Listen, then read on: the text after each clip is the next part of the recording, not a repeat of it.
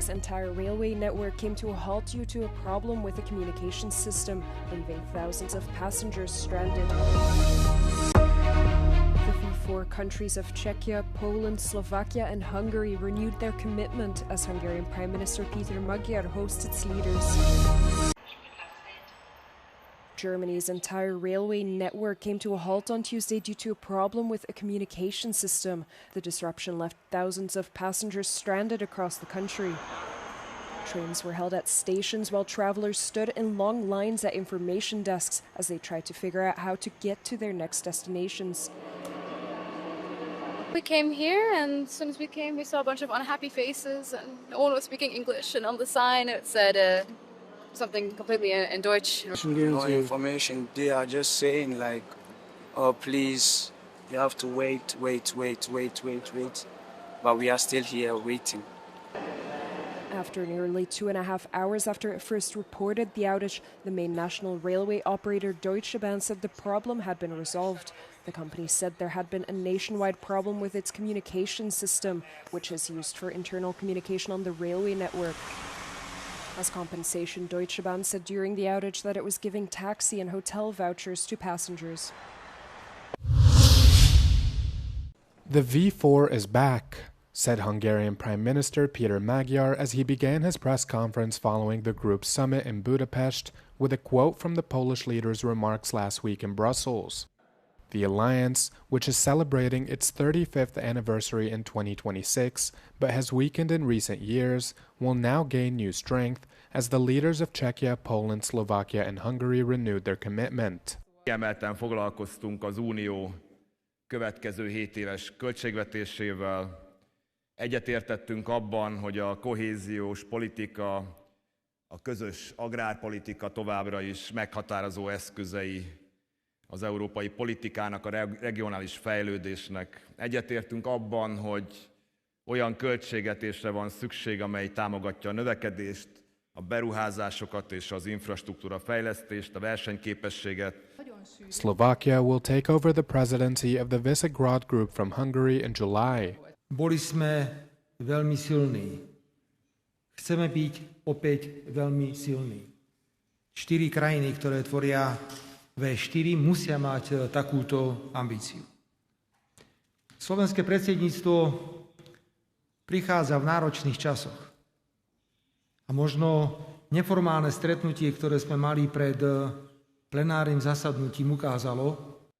It was also mentioned at the press conference that Peter Magyar and Robert Fico did not reach any agreement regarding the Benes decrees, a matter they deferred for discussion during private bilateral meetings. A magyar kormányfő hangsúlyozta, ha jól végzik munkájukat, később majd úgy fognak erre az időszakra visszaemlékezni, mint amikor a térség országai felismerték erejüket és közösen alakították Európa jövőjét. Kónya Rita, Euronews, Gödöllő.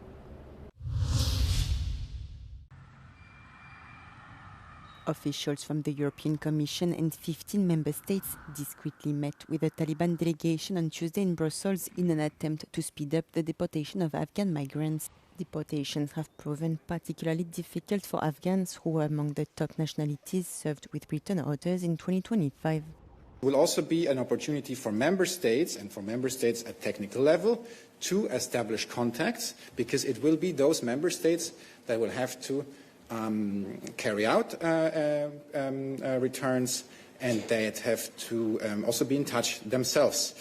And again, we speak here in the very first place about persons who pose a security threat and about serious criminals.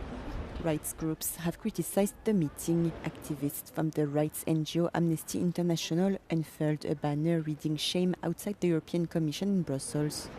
On est au-delà du scandale. On est véritablement dans l'ordre du crachat au visage des valeurs prétendument portées par l'Union européenne et par la Belgique qui prétendent défendre le droit international, les droits humains, alors que là, elles se compromettent avec un régime qui est complètement liberticide, qui piétine les droits humains chaque jour et qui le fait de plus en plus. Belgium stressed that granting visas to the delegation does not imply recognition of the Taliban.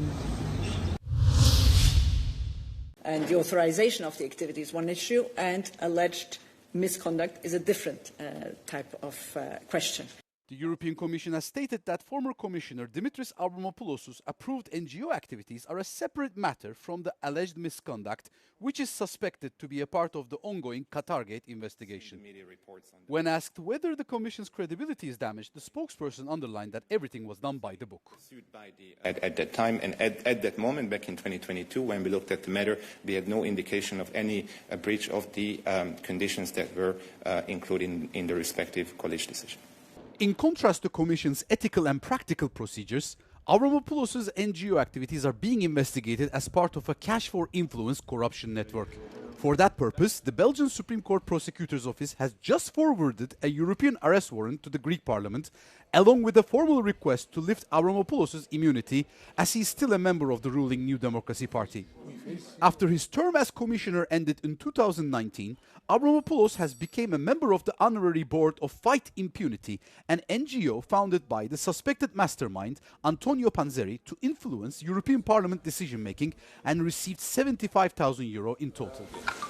Avramopoulos categorically rejects any involvement in the case and states that he will not invoke parliamentary immunity, calling for a full judicial investigation. The former Migration Commissioner stated that all monthly payments were transparently declared, taxed and formally approved by the European Commission. European Parliament's Economic and Monetary Affairs Committee approved the long-awaited digital euro on Tuesday, as the bloc seeks to drastically reduce its structural reliance on United States-controlled payment networks.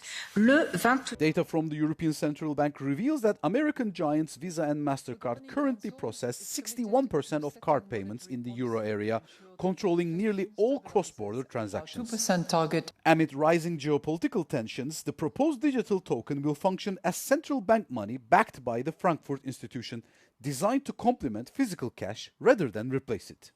Consumers will hold the currency in a dedicated wallet that supports both online and offline options and features advanced privacy protocols that prevent the central bank from tracking individual identities. While European lawmakers aim to reach a final agreement with member states before the end of the year, global competitors are taking significantly different approaches to financial tech. China has introduced a digital yuan, and Russia is preparing a digital ruble for September, whereas Washington has abandoned a central bank token to back privately issued dollar-linked stablecoins. We'll be now the leader by a lot more.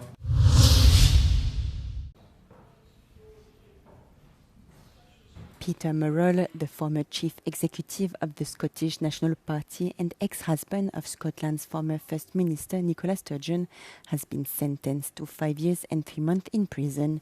The 61-year-old was convicted in May of embezzling more than £400,000 of party funds.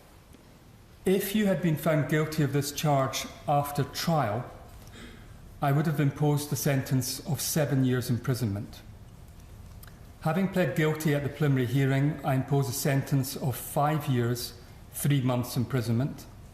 I shall backdate that sentence to the 25th of May 2026, when you're first remanded in custody.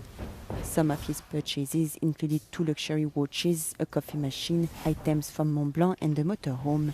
The police received a complaint for possible mismanagement of the party finances in 2021. Officers carried out a search of Murrell's home in 2023 and arrested him. Murrell served as chief executive of the SNP from 2001 to 2023. Police Scotland said the sentence was proof that those who flout the law will not escape justice, regardless of how high a profile or role they may hold. The winner of the very first European CMO of the Year award. We're here at Cannes Lions to celebrate the very first European Chief Marketing Officer of the Year award. It's the men and women who've shaped the future of brands across Europe and beyond.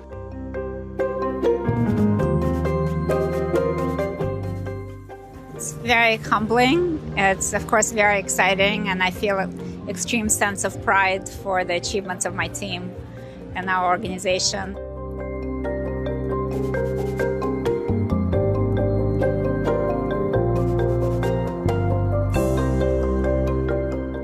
Very humble beginnings in Denmark, in very rural Denmark in 1932. with a view of just becoming something that's good for children to have. Now becoming a brand that is actually bringing moments of joy and creativity and sense of pride and creation to people around the world of all ages, all genders. I think that is only possible when you do have this kind of hunger, ability to take risks, ability to think creatively, ability to stay true to your roots and at the same time evolve and innovate.